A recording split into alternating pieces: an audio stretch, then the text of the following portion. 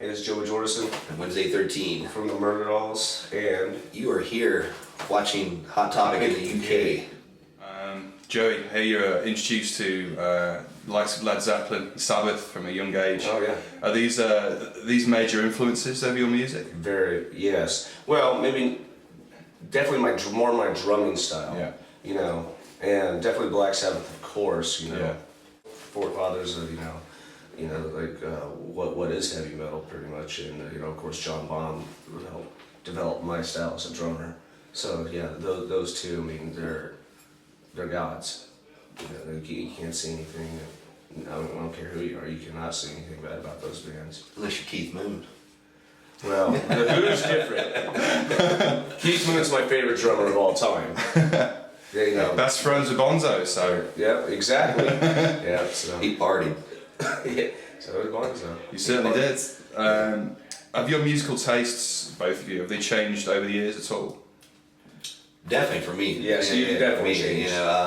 When I first met Joey, I was 25, and I was just this guy that liked nothing but punk and like glam music, and but we liked a lot of the same stuff, but I was just really just closed off. I was like, hey, if it's not like this, I didn't like metal. I never listened to Slayer. I used to their video came on Headbangers, well, like, oh, they're the scary guys. I want I didn't like it, and but since the Murderdolls, we took our hiatus in 2003 and stuff. I've just started listening to so much more stuff, and then when he and I got back together last year to record the record, he's turned me on to so many more things, and it's such a cool thing. It's like opened my mind up because as you get older and stuff, you keep listening to the same stuff. It just it kind of goes nowhere. And for me, it's like it's all these new things and all these new ideas, all these new bands he's turned me on to, and they're not new bands by any means. They're new to me, and it's kind of cool. I'm kind of glad I waited on some of this stuff so I'm not burnt out, because now I've got all these new bands and things I'm into. So One bands I turned him on to is Killing Joke. Oh, yeah. Obviously here, yeah, it's obviously Yeah, a Killing Joke. major band and everything. So, and of course spent loads of time with Paul Raven when I was in ministry, and so I turned him on to that. I didn't know if he would like it. And he, that spoke to me. I'm like, dude, you just listen to it, see if you like it, because I think like where you're at now, like when we got back together, because we haven't really seen each other for a while. Yeah. Like I could kind of see where your mindset's at. I'm like, just try and listen to this. So. Oh yeah, and now we can't walk in our dressing room without hearing it. Yeah.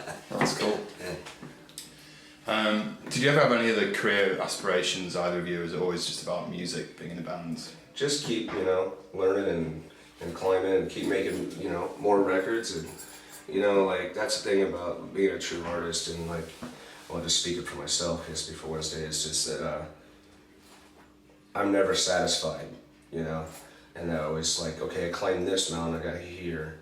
What are the mountains can I climb? It doesn't mean popularity or record sales. Yeah.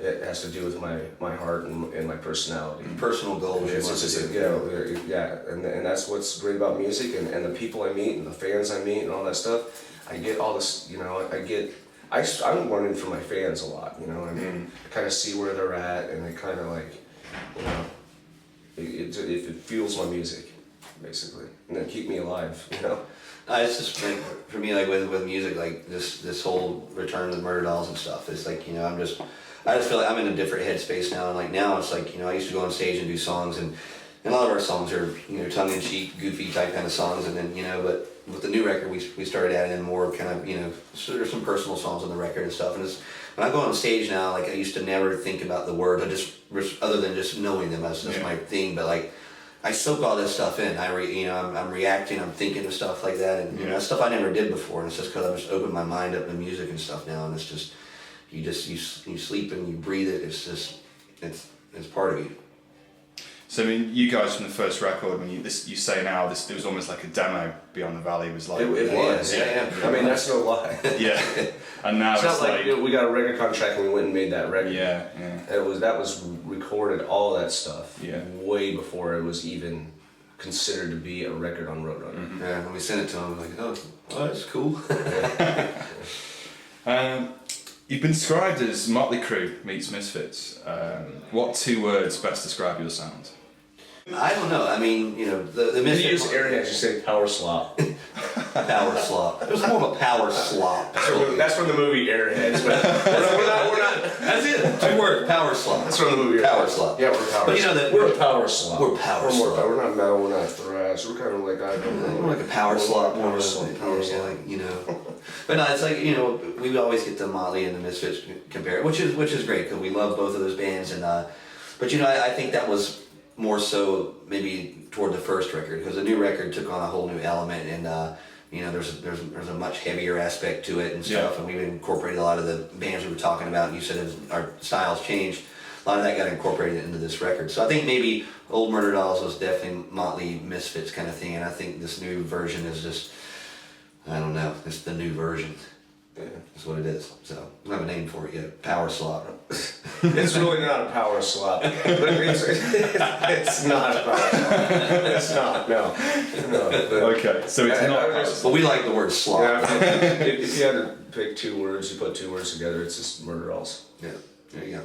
Cool. Good answer. Good answer. Man, I went to school. I tried. Over the years, you guys have toured with some pretty big acts. What's been the craziest things that have happened on tour Oh, every day. that you can share with us? Yeah, we had a good episode last night. Yeah. Getting into that. Nothing you can share with us, no? You know, I mean, honestly, there's been so many things. Like, it's so hard to pick. I mean, you know, if you just take, you know, what we did in the past few months. I mean, you know, going out and opening up for Guns N' Roses over Europe, and you know, and then sitting backstage, and Axl Rose runs off stage and runs in the dressing room and goes, "Hey guys, I'm sorry I didn't say hey to you 3 days ago, but let's go party. Let's go eat Hooters hot wings and drink tequila." And they're like, "What? How did this happen?" You know, it's just like little moments like that where you go, "Whoa, where am I at?" You know.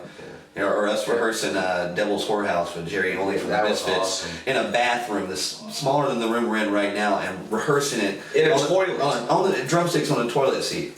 No way. Because we did the version different than he did. We did it like in halftime, and we had to play the beat for him, and because he wanted to come on stage and do a song. So that, again, all of us crammed in this tiny bathroom with Jerry and Ollie learning Devil's Whorehouse with him.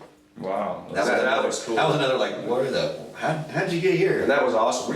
That experience was amazing. And Do you prefer to play drums or guitar? they're both 2 different animals, and I love both of them. Yeah. You know, obviously I'm more known as a drummer,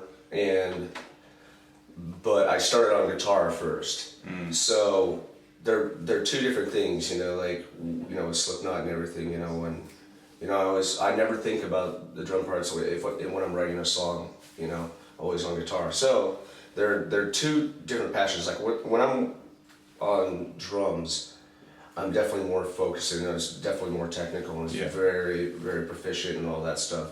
With guitar, I get to let loose a lot more, you know, and that's what I really love. And that's why, I really wanted to do the Murderdolls in the first place. First of all, because I could go out and do like another just metal band. I wanted to, we were taking a break for Slipknot. I'm like, I just want to do something different. And then, when I found Wednesday, it's like, this is perfect. This is a perfect opportunity to go out and play guitar. 3 chords, let's go out and let's go just have a good punk time. rock, Yeah. and just keep it street and so they're definitely 2 different animals. So I love them equally the same. Yeah. Not one's different from the other. You doubled up last year with Rob Zombie on tour, and you were playing guitar first and then drums. Yeah, an hour and a That half must have been break. pretty tough. I mean, how did you cope with that? I had my cat Moki. Oh, excellent. Moki definitely helps. So He came on tour with you. we would go out. It's like I go into different modes, and this also is like going from guitar to drums. Like when I get in my guitar phase, I go into one element of like my personality. It's almost like I got split personalities in there. Yeah. And then we go on the bus and they'd start partying, and then I have to sit over there because I got to get ready for Zombie. You do And so I just nap. I do my power nap, and I get my cat, and then I just sit there. And, he purrs, and then I go to sleep, and I go up and slay with Zombie. And then we all stand behind him while he plays Zombie. They keep like all the Murderdolls guys. They kept me going the whole tour. I have to honestly say. These are my brothers, and they're my gang, and they'd come up and they'd always do something stupid. Yeah. Like they just make me laugh with stupid stuff. And the band manager was, if people know, from the videos that we made, He's also doing Zombie, which I start up in like a few days. 5 days. Yeah, 5 days. Yeah, you know better than me. 5.5. I think so. See, that's why I rely on these guys. But yeah, the manager come up and he'd always get me riled up. So it was cool. That was a fun tour. We had a blast on that, man. For you to do double duty and for Well, I me gotta outside wanting to see, have us play and then Cooper and then Zombie. It was just like the coolest That was tour the best ever. tour, man. Ever. Yeah. Like Halloween Vacation. We played a show and George Romero was signing. It was a horror convention in America, and he signed Joey's Dawn of the Dead poster. And we're always going around. So we had it in our bus. Yeah. It's all decorated with horror posters and everything. And we're always saying our little catchphrase is, "I need this." From the movie The Jerk with Steve Martin. Oh yeah. Yeah. So we always walk around. We're always going, "I need this," and we had everybody on the Zombie Cooper tour and the crew just walking around. "I need this. I need." If you look on our dressing room sign, it says, "I need this." The whole Mayhem Festival when I was touring was Let me Zombie. show the camera. Oh yeah, that There it is. That's Steve Martin from The Jerk, and it says, "I need this." So look that up out there. You'll enjoy this film. When we were doing a signing, like during the Mayhem Festival, we were doing a signing promoting the record, and I was touring with Zombie. And we were saying it all the time, and like, and next thing you know, the whole fucking tour was it's like, all right, shit. 25 bands. What show was it that we came out of the bus and everyone was stomping, "I need this"? The fans? That was somewhere in Germany. that was what it was. Oh yeah. I was sleeping in the back, and I was like, all of a sudden, I was like, I thought I was having weird. And we say it on stage too between songs, like you try to make each other laugh. Yeah. Any special messages for all the Murderdolls fans out here in the UK? Just always the same thing is like, we just always say that our fans, especially here in the UK, are just, they've made this our home. This is our home away from home. It's like, it's a place that embraces us, and we wouldn't be there without our fans, and we thank them every day, and just, we're excited to be back again after all these years, and we hope people will stick around and, keep the name out there, because, without them we wouldn't be here. Yeah, and just thanks to all my UK fans for everything, from everything I've done with my band Slipknot and everything, and of course embracing the Murderdolls. Everything. The UK fans are unreal and the best. Can't thank them enough. So thank you guys.